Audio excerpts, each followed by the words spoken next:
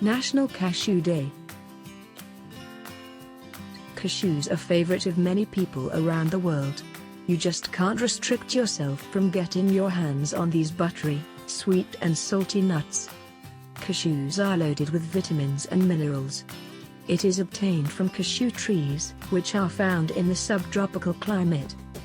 Today, November 23rd, is National Cashew Day. Whether you like them plain, salted, roasted, or coated in sugar, cashews are a delicious treat. Although cashews are popular in Thai, Indian, and Chinese cuisines, they are actually native to Brazil. However, it is now widely grown in tropical climates for its cashew apples and nuts. The cashew nut is a seed harvested from the cashew tree.